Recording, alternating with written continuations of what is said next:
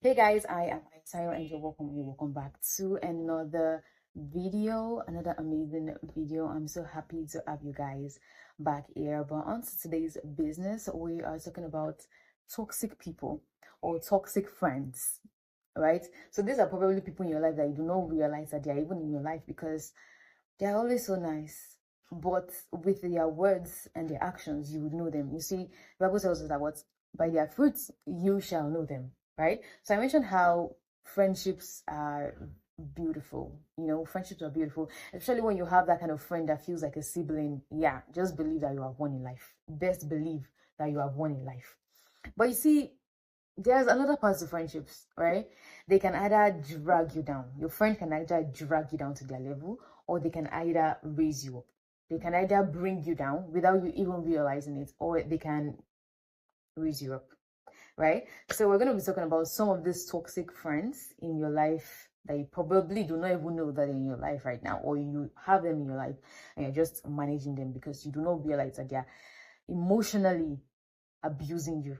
So we're going to be talking about them, and I was also going to be talking about some of the characteristics that they have, just in case if you have them in your life and you do not realize that you have them in your life.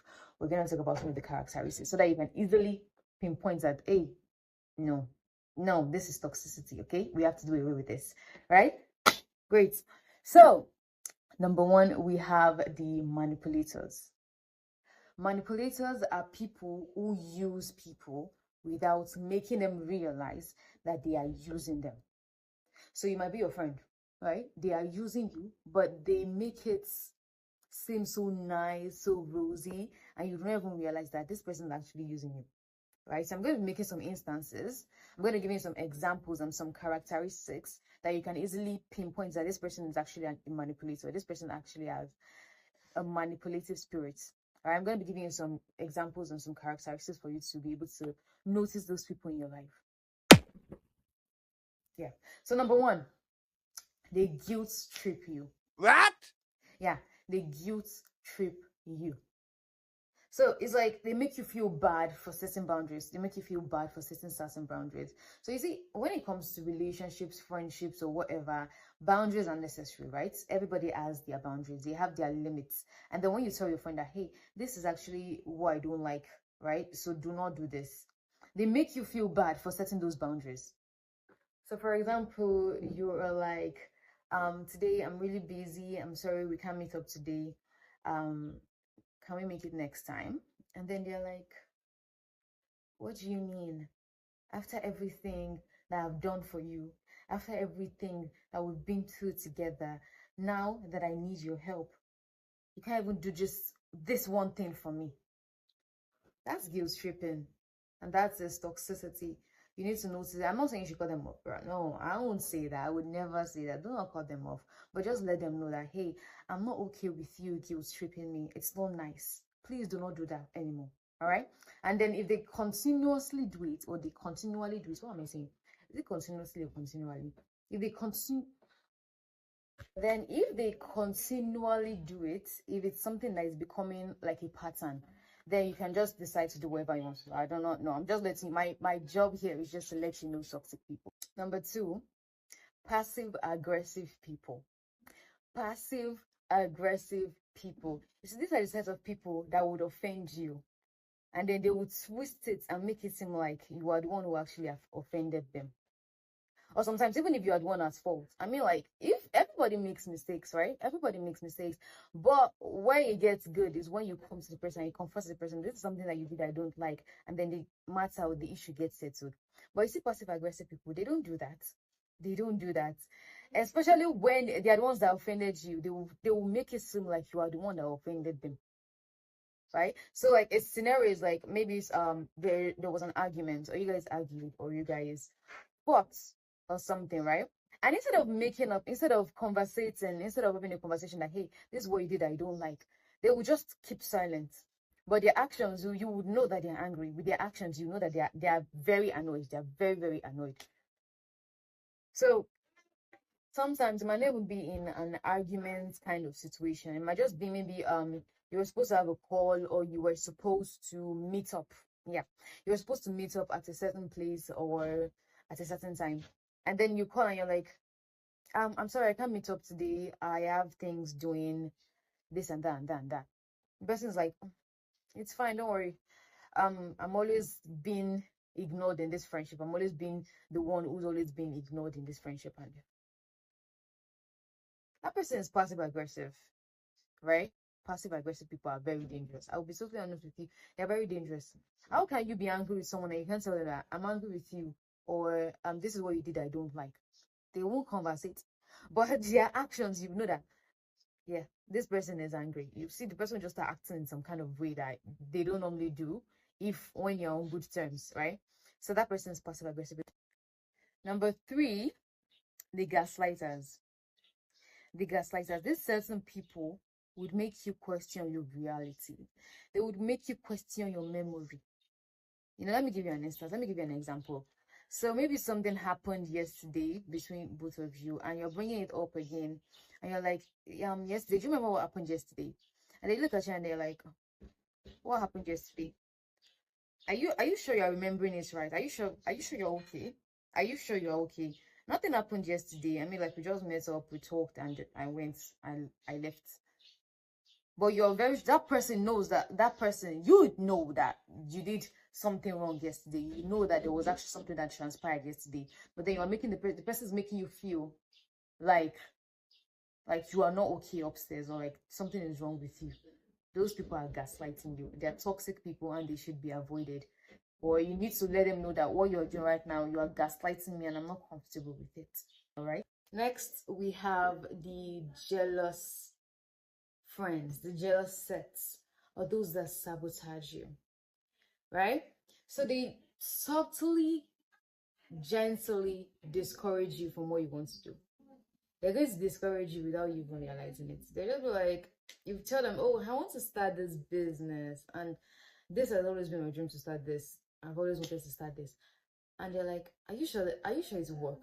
Are you sure it will? I mean, like, a lot of people are doing that right now. Are you sure it will work? Those type of people know that you're going to succeed at that thing you want to do. But because of their jealousy, they can't see beyond that. They can't see beyond that jealousy, and that's why they're going to act in that kind of way. That's why they're going to speak in that kind of way. So those kind of people are jealous sets, the jealous sets. So I think so far I've mentioned the jealous sets, those are gaslight, those that the passive aggressive ones. So moving on, we have the next. We have those that are only supportive with you or to you when it benefits them. I call them the conditional supportive friends. Only when it's benefits you, that's the only time they would support you. But if they know that this thing you want to do is not going to even benefit any of you, they won't tell you. They'll let you go. They'll let you do that thing, and then they'll let you come back to them and cry, and they'll be like, sorry, but they knew. But if that thing is going to benefit them, you will see they will be the first person to be involved in it. Oh, they will even be the one calling you. Are you sure you are on that thing right now? Are you sure you are doing that thing right now? Because you know that thing is going to benefit them. But if the thing is not going to benefit them at any point or in any way, they are going to let you do whatever you want to do without telling you that this thing is. We also have friends that controls. The controllers, yeah, that's what we'll call them. The controllers. They try to control everything you do. They try to control your actions, the kind of friends you move with, the kind of job you take. They'll tell you this is what you are meant to do, and you have to do that, because if you don't, then they will emotionally blackmail you. I thought we're friends. We're supposed to be friends. I told you something that could benefit you. I mean, it's for your own good anyways. But they try to control you. Always remember that you have your own mind. You have your own mind, and you have your own choices to make. Don't rely on anyone for your own choices. Anyone trying to influence your choices, anyone trying to control you, let's believe that you have to recognize that fast, because that person is toxic. We also have the gossipers. The gossipers.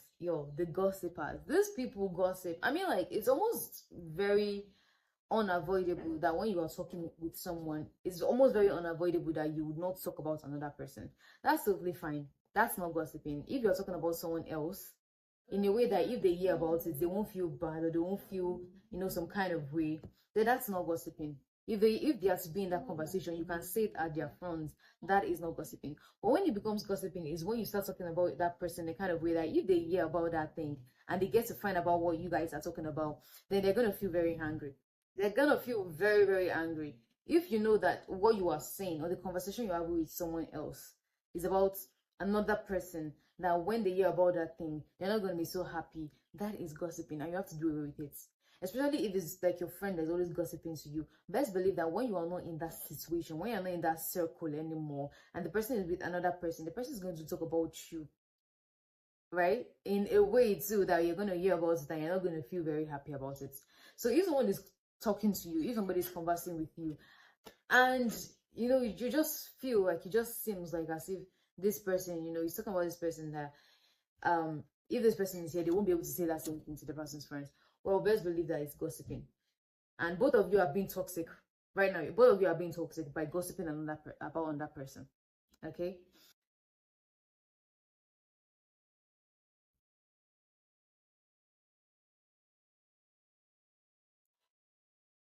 Lastly, because this is actually a very, very long topic and I could go on and on and on, but because I don't want to make this video quite long, let's just cut to the chase. All right, the last one I'll be mentioning is those that overstep boundaries.